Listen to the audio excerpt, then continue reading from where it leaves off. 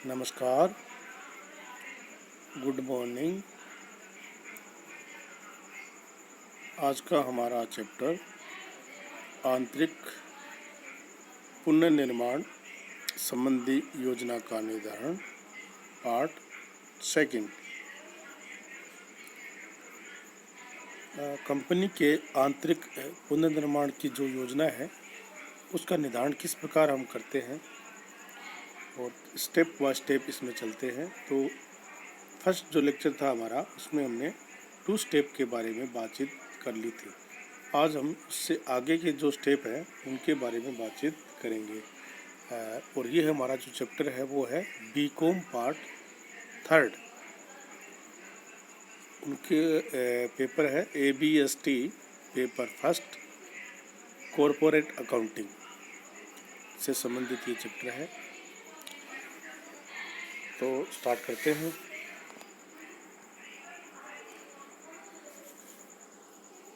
First step में हमने ये जानकारी जुटाई कि हमारे बैलेंस शीट में कौन कौन से लॉसेस हैं जिनको हमें राइट ऑफ करना है।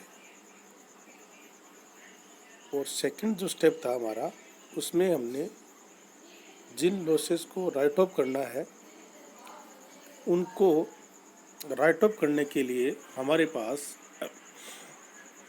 सोर्सेस क्या होंगे इसके बारे में हमने अध्ययन कर लिया था। आज हम इससे आगे स्टार्ट करते हैं। तो सोर्सेस के लिए आपको एक स्टेटमेंट तैयार करना होगा जिसमें हम स्टेप बाय स्टेप चलते हुए जो भी कंपनी के पास मौजूद सोर्सेस हैं उन पर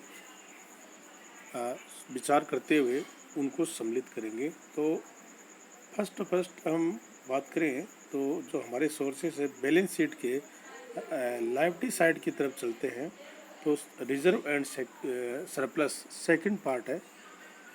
शेयर होल्डर फंड का ये सेकंड पार्ट होता है जिसमें हम हमारे जो रिजर्व्स होते हैं और प्रॉफिट एंड लॉस अकाउंट का जो क्रेडिट बैलेंस होता है उसको इसमें शो करते हैं।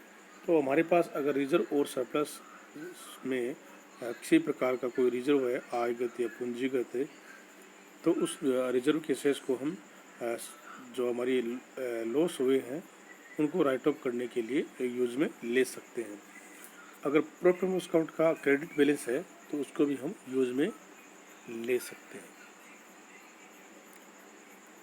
नेक्स्ट हम चलते हैं कि हमारे पास जो संपत्ति उपलब्ध है उनका पुनः मूल्यांकन हम करते हैं और पता लगाने की कोशिश करते हैं कि कोई भी संपत्ति का पुनः मूल्यांकन हम करते हैं और उसके कारण हमें कोई प्रॉफिट होता है तो उसका यूज भी हम जो हमारे लॉसेस हैं उनको राइट ऑफ करने के लिए यूज कर सकते हैं।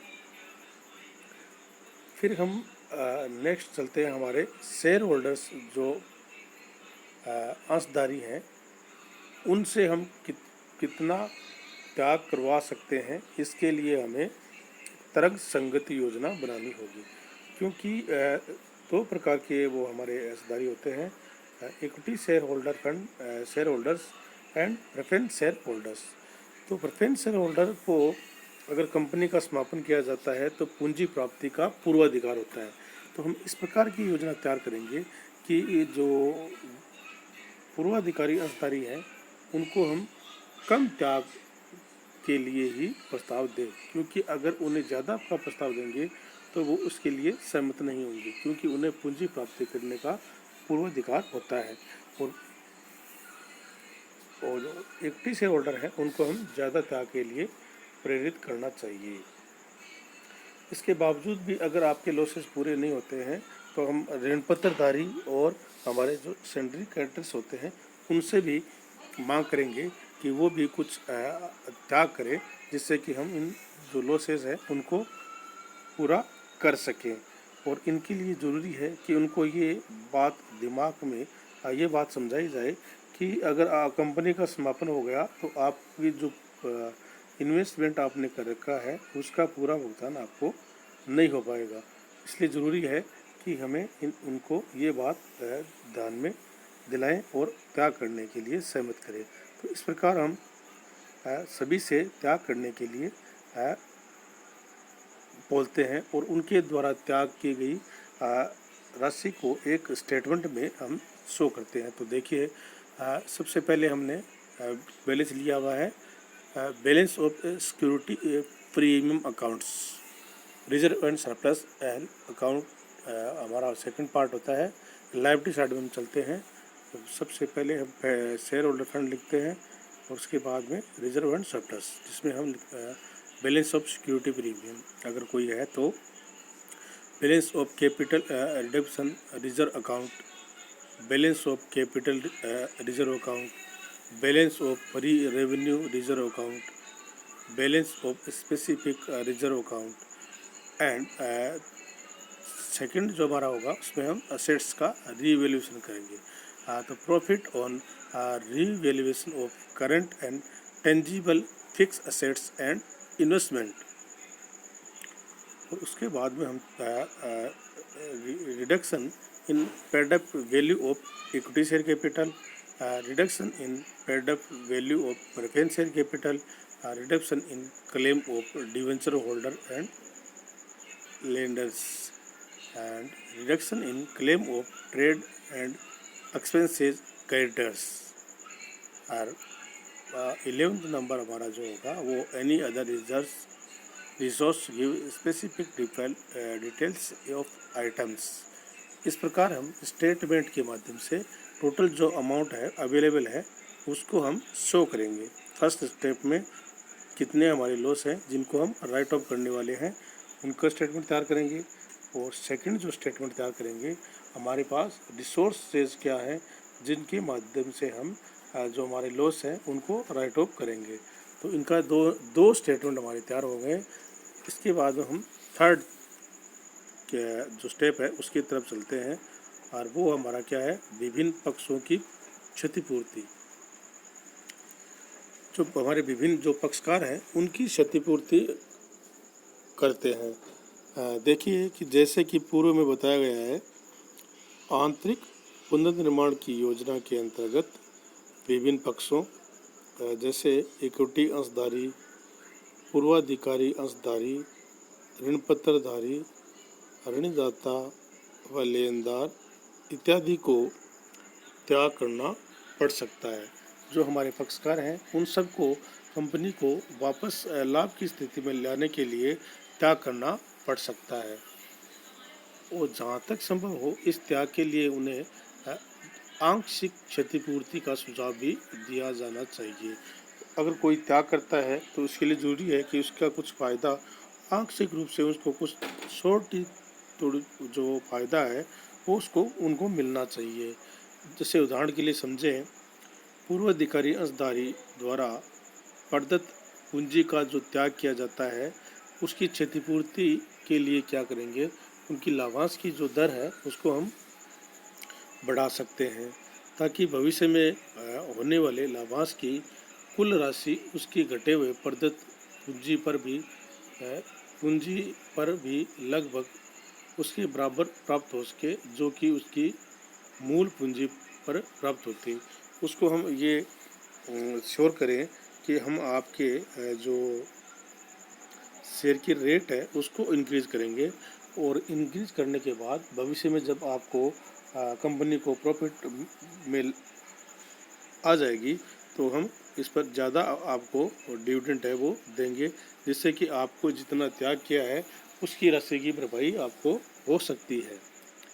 ये बात हम उनको बताएंगे तो वो त्याग के लिए सहमत हो सकते हैं। ऋणदाताओं और ऋण पत्रधारियों द्वारा किए गए त्याग की क्षतिपूर्ति के लिए ब्याज की दर को बढ़ाया जा सकता है। इसी प्रकार हम क्या करेंगे, ऋणदाता है हमारे डिवेंचर होल्डर्स हैं, उनको भी हम जो त्याग किया है उसकी क्षतिपूर्ति के लिए हम डिवेंचर की जो रेट होती है उसको बढ़ा सकते हैं। जैसे 6% डिवेंचर है तो उसको हम 7% या 8% डिवेंचर कर सकते हैं,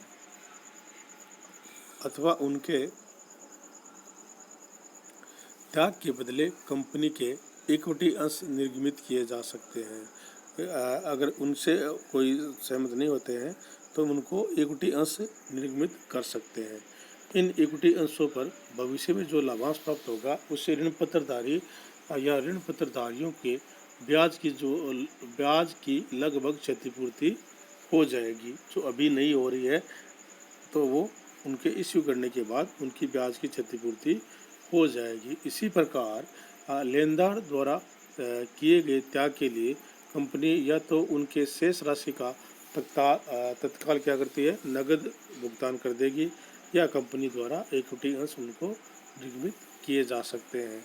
जैसे देखिए 6 लाख रुपए के आपके पास लेनदार हैं और वो 2 लाख रुपए का त्याग करते हैं, तो आपको 4 लाख का या तो नगद में तुरंत भुगतान कर देंगे।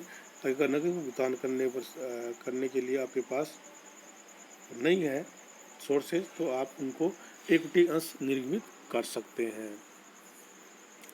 इस प्रकार ऋण पत्रधारी तथा या धारी लेनदार कंपनियों के इक्विटी अंश पूंजी में हिस्सा प्राप्त करेंगे। अंशधारियों की सभा में मत देने का अधिकार रखेंगे और कंपनी की नीति निर्धारण में सहयोगी होंगे तथा भविष्य में लाभ प्राप्त करने के अधिकारी भी वो होंगे। कंपनी को नियंत्रण हानि होने के कारण सामान्यतः पाया गया है कि संचयी पूर्वाधिकार अंशों पर गत कई वर्षों से लाभांश की घोषणा नहीं की गई है तथा यह रकम है कंपनी के संदिग्ध दायित्व के रूप में प्रकट होती है। कंपनी के जो संदिग्ध दायित्व होते हैं उनको हम बैलेंस की शीट के सबसे लास्ट में नोट के रूप में दिखाते हैं, उनको बैलेंस शीट में हम सम्मिलित नहीं करते हैं।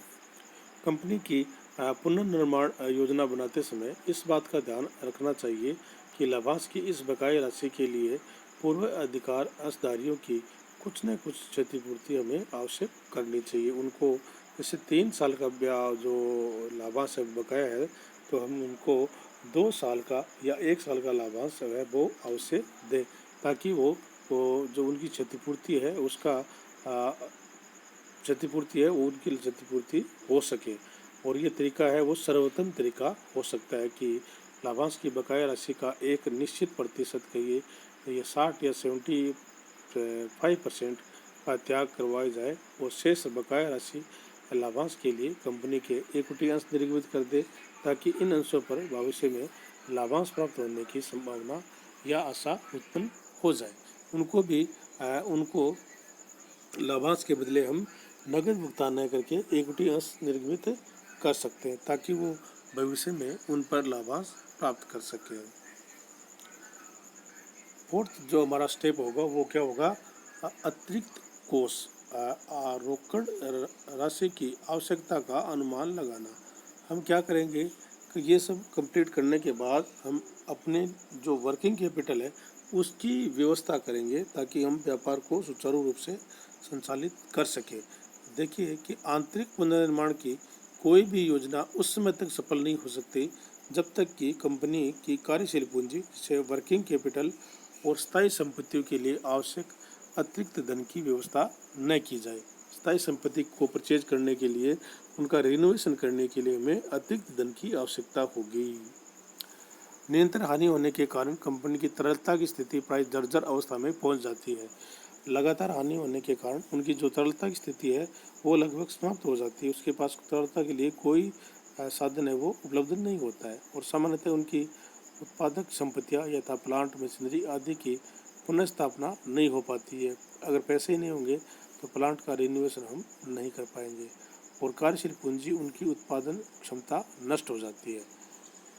उत्पादक संपत्तियों के पुराने पड़ जाने के कारण दिन प्रतिदिन मरम्मत करवानी पड़ती है। अगर प्लांट पुराना हो गया है तो हमें दिन प्रतिदिन मरम्मत करानी पड़ेगी और जिससे हम जो हमारा उत्पादन कार्य है वो बाधित होता रहेगा और वस्तु तथा सेवाओं का उत्पादन बार बार क्या हो जाएगा, अवरुद्ध हो जाएगा, अथवा उत्पादन क्षमता है जो हमारी क्या हो जाएगी, कम हो जाएगी तथा कंपनी की अपनी प्रतिद्वंदी की तुलना में प्रति इकाई लागत हमारी क्या आएगी, अधिक आएगी। अगर हम लगातार मरम्मत का कार्य करेंगे तो जो हमारे श्रमिक हैं वो बेकार बैठे रहेंगे, तो उनको अतिरिक्त पेमेंट हमें करना पड़ेगा। इसके अतिरिक्त जो हमारा जो प्रोडक्ट की क्षमता है वो कम हो जाएगी, तो प्रतिद्वंदी का हम मुकाबला नहीं कर पाएंगे। इसके लिए ज़रूरी है कि हमारे पास पर्याप्त कार्यशील पूंजी के अभाव में दिन प्रतिदिन असुविधा उत्पन्न होगी। अतः हमें योजना बनाते समय इस बात का भी अनुमान लगाना चाहिए कि विभिन्न संपत्तियों और परिचालन व्ययों के लिए हमें कितने अतिरिक्त धन की हमें क्या है आवश्यकता है, इसका भी हमें पता लगाना चाहिए। और 5 नंबर जो हमारा स्टेप होगा वो क्या होगा, अतिरिक्त कोषों की पूर्ति के लिए स्रोतों का चयन करना। अगर हमें अतिरिक्त पूंजी चाहिए तो इसके लिए हम क्या करेंगे, हमारे जो है एडिशनल जो सोर्सेज है उनका पता लगाएंगे। जैसे देखिए कि स्थायी संपत्तियों के पुनर्स्थापन और वृद्धि और प्राप्त कार्यशील पूंजी के लिए जिस अतिरिक्त राशि का अनुमान लगाया गया है उसकी पूर्ति के लिए हम निम्नलिखित स्रोतों द्वारा इसकी कर सकते हैं। एक तरीका तो हमारे पास ये होगा कि हम नए अंशों का वर्तमान अंशधारियों को निर्गमित करना। हमारे पास जो अथॉराइज्ड कैपिटल है उसमें से हम नए अंश जारी कर सकते हैं, किनको, जो हमारे वर्तमान अंशधारी है उनको। दूसरा तरीका ये है कि वर्तमान अंशधारियों से अयाचित राशि मांग करना। अगर हमने 100 रुपये का शेयर हमारा शेयर है और उसमें से 50 रुपये हमने 50 रुपीज़ हमने अभी तक कॉल किया हुआ है, तो 50 रुपये की जो अनकॉल है उनको हम कॉल कर सकते हैं।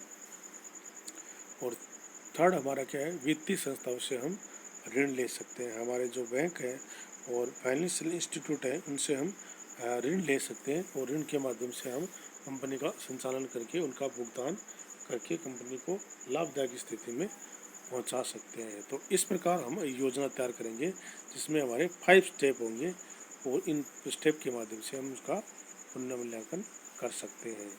पुनर्निर्माण की योजना की रचना करते समय सुझाव देना चाहिए कि आवश्यकता की धनराशि प्राप्त करने के लिए कौन कौन से स्रोत उपयुक्त रहेंगे। आपको ये सुझाव देना चाहिए कि कौन कौन सी जो है स्रोत होंगे जिनसे हम आवश्यकता की धनराशि वो प्राप्त कर सकते हैं। तो इस प्रकार हम आंतरिक पुनर्निर्माण की योजना का निर्माण कर सकते हैं। आप सभी का बहुत बहुत धन्यवाद और मैं आशा करता हूँ कि आपको ये जो हमारा लेक्शन है वो अच्छा लगा होगा। कमेंट बॉक्स में जाके कमेंट करिए। आप सबका बहुत बहुत धन्यवाद।